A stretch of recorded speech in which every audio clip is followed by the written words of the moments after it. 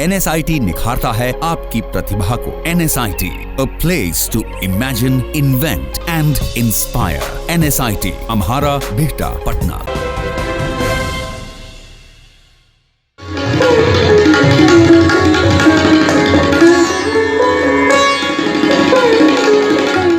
संगीत वो भाषा है जो पूरी दुनिया समझती है। संगीत वो शक्ति है जो मन के तारों को झनकृत कर देती है। जब संगीत के सातों स्वर अपनी छटा बिखेरते हैं, राग रागिनी अपना प्रभाव दिखाती है, प्राणी मात्र को पारलौकिक सुख का अनुभव होता है। सिटी पोस्ट के इस खास कार्यक्रम में मैं शांभवी आपका स्वागत करती हूँ। हम सभी अक्सर संगीत सुनते हैं, अलग अलग संगीत को सुनने में रुचि रखते हैं, लेकिन असल संगीत को ना तो जानते हैं ना समझ पाते हैं। इस कार्यक्रम के माध्यम से हम आपको संगीत और कलाकारों के एक ऐसे सच से रूबरू करवाएंगे जो आपने ना तो आज तक सुना होगा ना ही देखा होगा। गजब की बांसुरी बजती है वृंदावन में कन्हैया की, तारीफ करूँ मुरली की या मुरलीधर कन्हैया की। आज हमारे बीच पटना के सबसे उम्दा बांसुरी वादक श्री समीर कुमार जी मौजूद हैं। समीर जी संगीत से करीबन 20 सालों से जुड़े हुए हैं। कई बड़े बड़े अंतर्राष्ट्रीय राष्ट्रीय कार्यक्रमों से भी जुड़े हुए हैं। तो आइए जानते हैं इनकी जीवनी और बांसुरी के बारे में। आपका स्वागत है। गुरुजी, मेरा आपसे सबसे पहला सवाल यही है कि बांसुरी बहुत ही कठिन वाद्य है, इसको बजाना बहुत ही कठिन है, तो आपने बांसुरी को ही क्यों चुना? सबसे पहले तो सबको प्रणाम मेरा।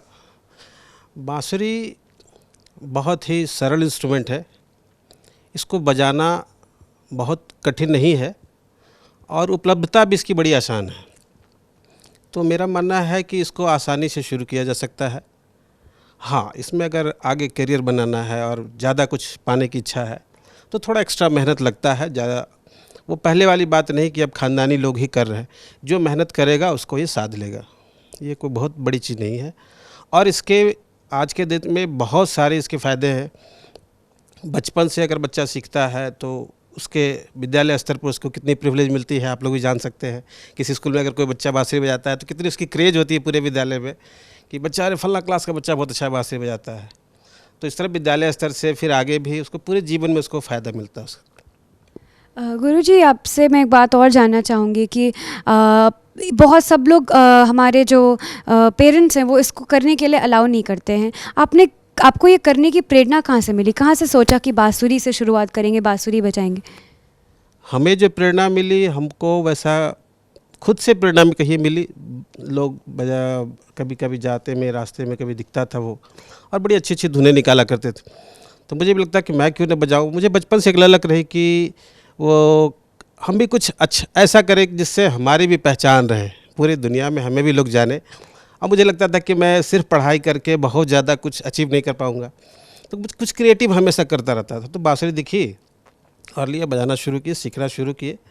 पहले इतना पता नहीं था कि इतनी दूर तक आएंगे, इतने अच्छे बड़े बड़े मंच, राष्ट्रीय और अंतर्राष्ट्रीय मंचों पर जाने का मौका मिले। पर मौका मिला तो शुरू किया, आगे फिर दिशा दिखती गई, आगे बढ़ते गए और आज आप देख रहे इस स्थिति पे हैं। राष्ट्रीय अंतर्राष्ट्रीय मंचों पर बजाने का मौका मिलता रहता है ईश्वर की कृपा से। बहुत अच्छा लगा सर आपसे जानकर। गुरुजी, आपसे मेरा एक और सवाल ये है कि आप यहाँ तक पहुँचे हैं, आप अपने जीवन के बारे में बताइए। आपने किन से सीखा, कहाँ से सीखना शुरुआत करा और अभी आप क्या कर रहे हैं, क्या क्या किन किन कार्यक्रमों में आपका हिस्सा है, इस बारे में हमें थोड़ा बताइए। बांसुरी की शुरुआत जो किया हमने वो बचपन में, हम करीब क्लास 6 में थे, 6-7 में। तो उस समय रोड पर दिखी इसे, तो फिर इसको सीखने की इच्छा जागृत हुई। तो फिर बगल में एक संस्था थी, वहाँ आते थे एक रेडियो स्टेशन से गुरुजी हमारे आते थे, नंदू जी कश्मीरी, वो एक्सपायर कर गए हैं। पर उनसे हमने वहाँ शुरुआत किया सीखना। फिर वहीं पर अर्जुन चौधरी जी नाल बजाते हैं आज की डेट में वो, और बहुत अच्छे वर्ल्ड लेवल के नाल प्लेयर हैं।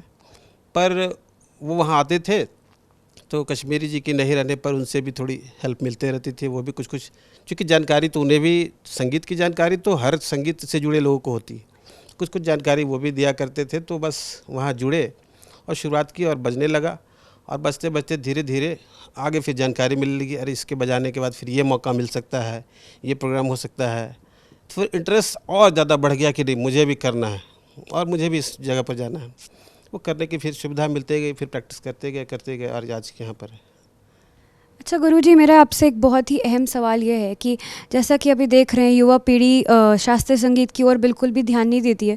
पश्चिमी संगीत की ओर उनका ध्यान बढ़ते जा रहा है। बॉलीवुड जैसे संगीत हैं और भी नए कवर सॉन्ग्स बनाने पे लोग लगे हुए हैं। ऐसा क्यों है? शास्त्रीय संगीत को लोग क्यों नहीं सुनना पसंद करते हैं या क्यों इस पर ध्यान नहीं देते हैं? थोड़ी तो समाज की डिमांड आज है। मजबूरी क्या है कि हमारे यहाँ विकास के चक्कर में समाज विकसित हो रहा है, भौतिकतावादी संस्कृति डेवलप कर रही है। वैसे में सब लोग लग्जरियस लाइफ जीने में व्यस्त है और उनके पास समय का अभाव है। वैसे में शास्त्रीय संगीत सीखना उनके लिए थोड़ा कठिन भी है, समझना भी कठिन है और वो समय नहीं दे पाते हैं और उनके पास समय भी बहुत कम है। वैसे में चाहते हैं कि जल्द से जल्द कुछ ऐसा संगीत मिल जाए जिससे बहुत फास्ट एंजॉयमेंट हो जाए और वो सस्टेनेबल नहीं है, वो सस्टेन नहीं करता म्यूज़िक। जिसके चलते दुर्भाग्य क्या है, आज समाज की जो स्थिति बिगड़ रही है, बच्चे बहुत ज़्यादा डाइवर्ट हो रहे हैं, बड़े भी डाइवर्ट हो रहे हैं। जिस तरह का संगीत सुन रहे हैं आज, वो समाज के लिए वो अच्छा नहीं माना जाता है। सीखने के लिए लोग सीख ले रहे हैं, बजा रहे हैं, गा में प्रोग्राम में उनके ज़्यादा होते हैं, उनके लिए उनको पैसे भी ज़्यादा मिलते हैं। पर ज़रूरी नहीं है कि पैसे अच्छे मिल रहे हैं या बहुत ज़्यादा अच्छा लग रहा है तो वो चीज़ अच्छा हो। अब मिठाई अच्छी लगती है तो मिठाई आप 5 किलो खा लीजिए तो वो सेहत के लिए अच्छा नहीं माना जाएगा। शास्त्रीय संगीत थोड़ा कठिन है पर वो सस्टेनेबल है, माइंड को पीस देता है, उसको इस्टेब्लिशमेंट देता है, जिससे उसका लाइफ स्टेबल रहता है, कंसंट्रेट रहता है और एक निश्चित दिशा में कंस्ट्रक्टिव और क्रिएटिव भागता है। तो इसलिए मेरा मानना है कि संगीत को पूरी तरह शास्त्रीय संगीत को सीखना चाहिए, थोड़ा भी हो समय उनको देना चाहिए, क्योंकि आज अगर वो आप समय नहीं दीजिएगा तो कल आप परेशानी के भागी आप खुद होइएगा।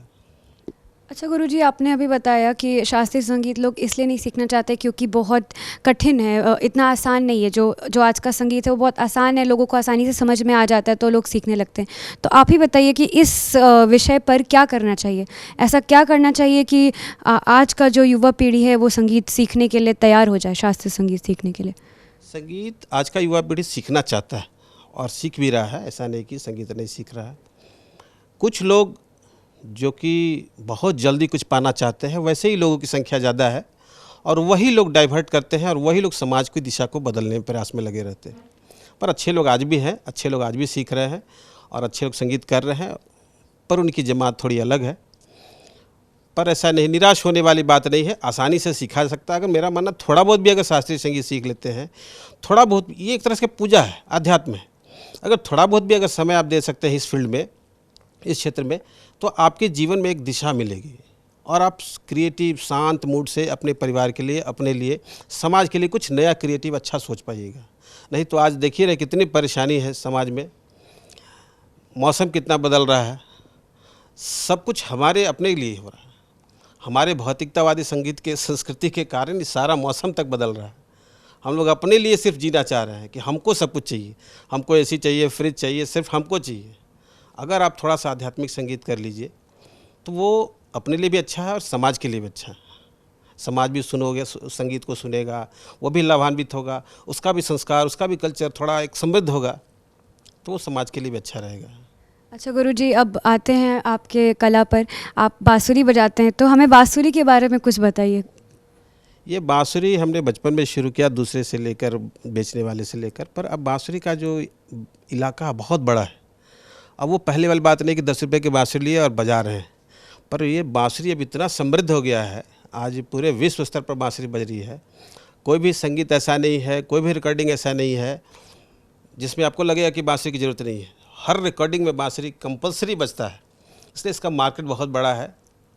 जब शुरू किए थे तो इतना नहीं लगता था, पर अब इसका दुनिया जब दिख रहा है तो इसी बांसुरी को लेकर हम आज पूरे विश्व में गए। आपको बताते हैं कि हम 2005 में हमारी संस्था यहाँ प्रांगण है, उसके साथ हम लोगों ने port of Spain, West Indies की यात्रा की पहली बार, पेरिस, मेल्ड्रेड और वो न्यूयॉर्क, लंदन होते हुए, और अभी हाल ही में भी काठमांडू गए थे भारतीय दूतावास के द्वारा वो वहाँ पर।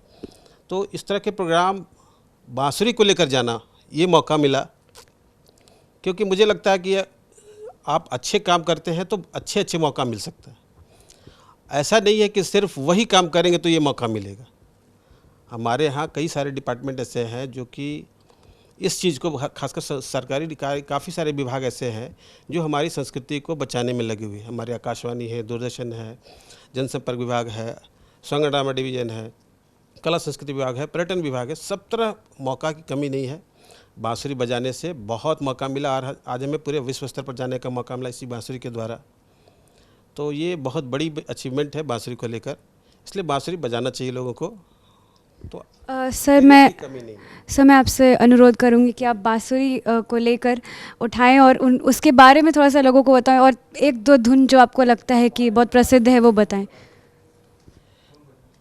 बांसुरी तो हम बजा देते हैं।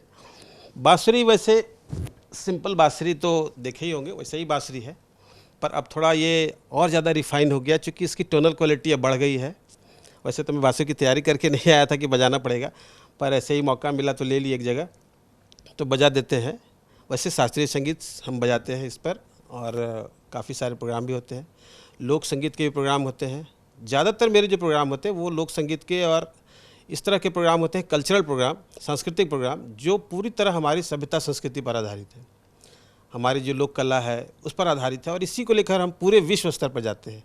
क्योंकि अगर हम विश्व स्तर पर जाना है तो अगर किसी को फिल्में सुनने हैं, बड़े बड़े फिल्मी सॉन्ग सुनने हैं तो बॉम्बे से आर्टिस्ट मिल सकते हैं, पर अगर हमारे रीजनल फोक सॉन्ग सुनने हैं तो हमारी फ्लेवर जो देगी वो बॉम्बे के लोग नहीं दे पाएंगे। तो मुझे लगता है कि अपने संस्कृति को बचाने में प्राउड फील करना चाहिए और करना चाहिए। इसी संस्कृति को लेकर हम अगर विश्व स्तर पर पहचान बनाए तो ज़्यादा अच्छा। तो अपनी संस्कृति की चीज़ें पहले एक सुनाते हैं। सबसे पहले एक हमारी अपनी संस्कृति की चीज़ सुनाता हूँ। बिहार के एक विदेशिया ट्यून जो बिहार के ही थे, भिखारी ठाकुर, छपरा के रहने वाले, उन्होंने बहुत साल पहले जब बिहार में उतनी अच्छी कमाई की जगह सुविधा नहीं थी तो यहाँ से लोग कमाने कलकत्ता जाते थे। वो हमारे यहाँ विदेश माना जाता था उस समय, और वहीं लोग कमाते थे और वहीं रच बस जाते थे। चूँकि सुविधा आवाजाही की उतनी नहीं रहती तो वहाँ जाते, वहीं रच बस जाते और उनको लौटने में काफ़ी परेशानी होती थी। ज़्यादातर लोग वहीं रह ही जाते थे। तो उस विरह वेदना को लेकर यहाँ उसकी जो नायिका होती थी वो जो गुनगुनाती थी, उसी को संगीत को उन्होंने विदेशिया का नाम दिया।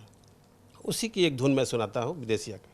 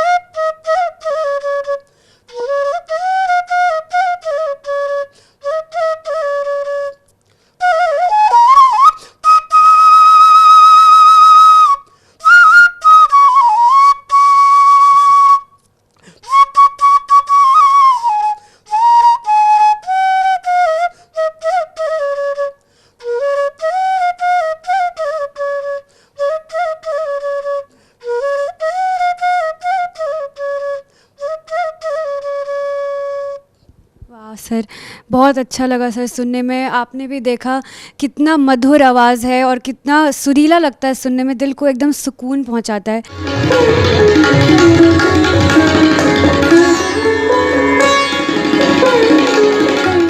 गुरुजी आपसे एक और दरख्वास्त है। अभी लोग फिल्मी सॉन्ग्स को बहुत सुनते हैं, फिल्मी संगीत बहुत सुनते हैं, तो फिल्मी संगीत का कोई एक धुन जो आप बांसुरी पे हमें सुनाना चाहें। जी, शास्त्रीय संगीत सीखते से ही फिल्मी संगीत भी आसानी से आ सकती है। शास्त्रीय संगीत बच्चों को देना चाहिए। शास्त्रीय संगीत सीख लेंगे तो फिल्में भी आसानी से कर लेंगे, उनका इंटरेस्ट भी हो जाएगा और बच्चों को शास्त्रीय संगीत भी दे सकते हैं। तो एक अच्छा सा फिल्मी सॉन्ग सुना देते हैं। वैसे तो सिंपल है, बहुत ज़्यादा हार्ड नहीं है। शास्त्रीय संगीत बहुत ज़्यादा हार्ड कभी नहीं होना चाहिए, लोगों को परोसने का तरीका होना चाहिए। टीचर अच्छे होंगे तो उसको बच्चों को इंटरेस्ट के अनुसार ले सकते हैं। तो मैं आपको एक फिल्मी धुन सुनाता हूँ जो कि सिंपल भोपाली में है।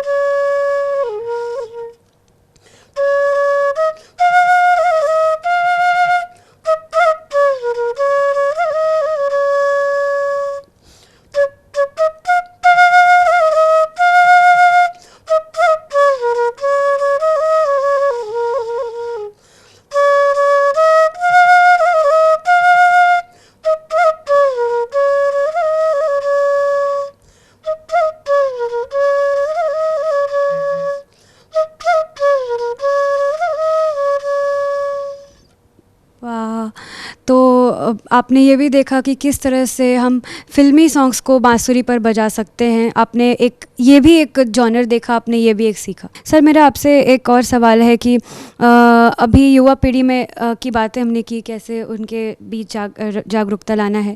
तो सर आप ही बताइए कि अब ऐसा क्या कदम उठाना चाहिए जिससे लोगों के बीच इस बांसुरी का धुन जो है पहुँचे। सब नहीं सुनते सर, इतना सुंदर है इसका धुन, हमने सुना अभी, इतना अच्छा लगा सुनने में। क्या करना चाहिए सर?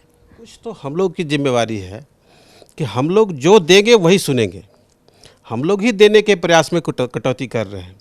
हमारी इच्छा होनी चाहिए। हम अगर विद्यालय स्तर से शुरू करते हैं, लोगों में क्या है ना कि होड़ लगे हुए कमर्शियलाइज होने का, कि हमको किसी भी तरह कमाना है। लोगों को अच्छी लगती है वो चीज़, वही सुना रहे हैं, पर उसके इफ़ेक्ट को नहीं जान रहे कि इन फ्यूचर उसका इफ़ेक्ट क्या होने जा रहा है। तो हमारी ज़िम्मेदारी है कि हम जो चीज़ दें, अपनी संस्कृति दें, अपनी संस्कृति को उन्हें और आगे बढ़ाने की प्रेरणा दें। क्योंकि इसकी दुर्दशा तब होगी जब मैं विदेश गया, पोर्ट ऑफ स्पेन में, तो उनकी ललक देखी और उन लोगों ने वहाँ पर उस सॉन्ग को क्या नाम दिया, चटनी सॉन्ग। दुर्दशा क्या है, उन लोग 200 साल पहले गए। अपनी संस्कृति को 200 साल तक बचाना उनके लिए मुश्किल बात थी। तो 2-4 शब्द रखे हुए हैं और उनको लोगों ने चटनी सॉन्ग का नाम देकर ढिकचक ढिकचक करके, भैया आवेलू, भौजी रसगुल्ला खाएलू, खिलावेलू, चटनी पीस, इस तरह करके उस तरह का म्यूज़िक बनाया है उन्होंने। दुर्भाग्य है उनके पास लिरिक्स नहीं है, उनके पास साहित्य नहीं बचा इतने दिनों के बाद। और हम लोग आज की स्थिति में भी इसी दुर्दशा से गुजरने वाले हैं। न्यू जनरेशन में कोई क्रेज़ नहीं बन रहा है कि हिंदी पढ़ें, साहित्य पढ़ें, रीजनल लैंग्वेज को जाने, रीजनल फोक सॉन्ग को जाने, जिसके कारण हमारी अगली पीढ़ी को हो सकता है कि वही सिचुएशन को देखना पड़े। हम लोग भी चटनी सॉन्ग की ओर बढ़ते जा रहे हैं, अपनी संस्कृति को नहीं जान पा रहे हैं। और मेरा इसको बिल्कुल बचाना ज़रूरी है। अगर अपनी संस्कृति को नहीं तो फिर इन फ्यूचर में क्या बताएंगे कि हमारी संस्कृति क्या थी, और जिसको हम पूरे विश्व स्तर पर आज हम इसी के लिए जाने जाते हैं। तो इसलिए युवा पीढ़ी को बचपन से ही, स्कूल लेवल से ही मेरा मानना है, बच्चों को सिखाया जाए म्यूज़िक, और उस म्यूज़िक का परफॉर्मेंस कराया जाए बच्चे विद्यालय स्तर पर। आगे भी बहुत सारे इसके लिए सुविधा, सरकार भी काफ़ी सारे प्रिविलेज देते हैं। CCRT के द्वारा स्कॉलरशिप दी जाती है बच्चों को म्यूज़िक सीखने के लिए, शास्त्रीय संगीत सीखने के लिए। CCRT से वो नवंबर-दिसंबर में उसका स्कॉलरशिप का फॉर्म निकलता है। बहुत सारे विभाग ऐसे हैं जो कि आपको, उसके बाद सीनियर स्कॉलरशिप है, फेलोशिप है, बहुत सारे सुविधा है सीखने के लिए। वैसे अब आज के डेट में गार्जियन भी काफ़ी इंटरेस्टेड हो रहे हैं और बच्चों को खुद से ले जा के। हमारे समय तो गार्जियन इतने इंटरेस्टेड नहीं होते थे कि जाओ सीखो म्यूज़िक, सिर्फ पढ़ो सिर पढ़ो सिर पढ़ो। हम लोग खुद से आगे बढ़े और प्रयास किए। पर आज के डेट में गार्जियन को भी थोड़ी अवेयरनेस हो रही है और खुद से वो इंस्टीट्यूट पर ले जा रहे हैं और सिखवा रहे हैं, इसलिए निराश होने की बात नहीं है। सीख रहे हैं बच्चे। चलिए सर, आपसे आप बात करके बहुत अच्छा लगा, बहुत कुछ जानने को मिला, बांसुरी के बारे में जानने को मिला, संगीत के बारे में जानने को मिला। हम आपको इस कार्यक्रम के माध्यम से जुड़े रखेंगे, हर बार एक नए कलाकार से आपका रूबरू कराएंगे। तब तक के लिए मैं इजाज़त लेती हूँ। अगर आपको ये वीडियो अच्छी लगे तो इसको लाइक कीजिए, हमारे चैनल को सब्सक्राइब कीजिए। धन्यवाद।